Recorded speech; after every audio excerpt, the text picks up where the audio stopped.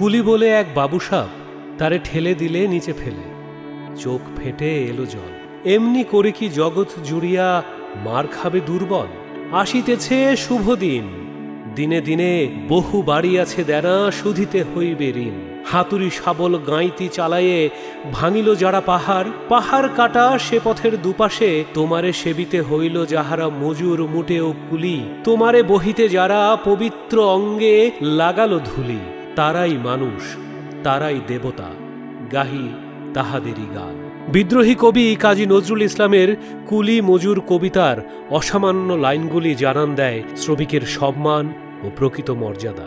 ক্যালেন্ডারের পাতা উল্টে প্রতি বছর আমাদের সামনে মে দিবস বা আন্তর্জাতিক শ্রমিক দিবস হাজির হয়, কর্মবিরতি হয়, জাতীয় ছুটি হয়, আর হাজির হয় শ্রমিকের অধিকারের বার্তা নিয়ে। হাজির হয় যাদের শ্রমে ঘামে তৈরি এই মানব সভ্যতা, তাদের মানবাধিকারের কথা নিয়ে। তবে তাদের অনেকেই জানেন না মে দিবসের তাৎপর্য সম্পর্কে। তাই চলুন জেনে নেই মানব সভ্যতার কারিগর শ্রমিকদের রক্তে লেখা এক ইতিহাস সম্পর্কে। শ্রমিকরা আজও নির্যাতিত, পান না তাদের ন্যায্য মজুরি। ঊনবিংশ শতাব্দীর শুরুর দিকে এ অবস্থা ছিল আরও ভয়াবহ। শ্রমিকরা তখন দিনে 12 থেকে 14 ঘন্টা কাজ করলেও তার বিনিময়ে সামান্য মজুরি পেত। উপরন্তু ছিল মালিক পক্ষের অনবরত অকথ্য নির্যাতন।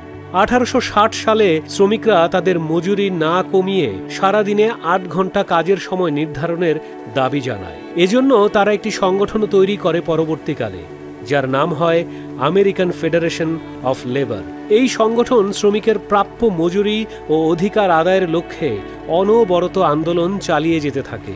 1884 সালে সংগঠনটি দিনে কাজের সময় 8 ঘন্টা নির্ধারণের জন্য মালিক পক্ষের কাছে সময় বেঁধে দেন। সময় দেয়া হলো 1886 সালের 1 মে পর্যন্ত। বারবার মালিক পক্ষের কাছে দাবি জানানো হলেও এতটুকু সাড়া মেলেনি। একটি পত্রিকায় প্রকাশিত হয় এই বিষয়ে এক আলোড়ন তোলা আর্টিকেল। ব্যাস, বিদ্রোহ ওঠে চরবে, আর শিকাগো হয়ে ওঠে প্রতিবাদ বিদ্রোহের মূল মঞ্চ। 1 মে যতই এগিয়ে আসছিল, দুই পক্ষের সংঘর্ষ অবধারিত হয়ে উঠেছিল। মালিক বণিক শ্রেণী ওই প্রস্তাব প্রত্যাখ্যান করেছিল। এরই মধ্যে পুলিশ আগে তাদের উপর নির্মম নির্যাতন চালিয়েছিল। আবারও চলল তেমনই এক প্রস্তুতি। শ্রমিকের উপর গুলি চালাতে পুলিশদের বিশেষ অস্ত্র কিনে দেয় ব্যবসায়ীরা। 1 মে যুক্তরাষ্ট্রে প্রায় 3 লাখ শ্রমিক কাজ ফেলে নেমে আসে রাস্তায়। আন্দোলন তখন চরমে। 3 মে 1986 সালের সন্ধ্যাবেলায় শিকাগোর হে মার্কেট বাণিজ্যিক এলাকায় জড়ো হওয়া শ্রমিকদের দূরে দাঁড়িয়েছিল কিছু পুলিশ সদস্য।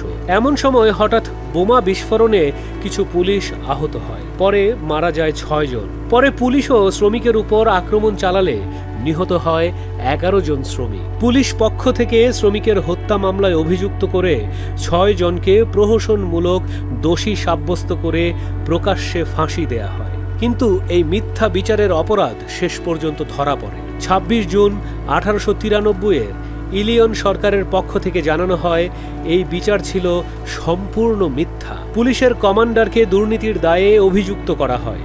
শেষ পর্যন্ত শ্রমিকদের দৈনিক 8 ঘন্টা কাজের দাবি আনুষ্ঠানিকভাবে স্বীকৃতি পায়। সেই থেকে 1 মে পালিত হয় শ্রমিকদের আত্মদান আর দাবি আদায়ের দিন হিসেবে।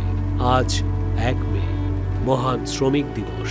শ্রদ্ধা ভরে স্মরণ করছি সেই সকল শ্রমিকদের যারা তাদের ন্যায্য অধিকার আদায়ের জন্য প্রাণ দিয়েছিল।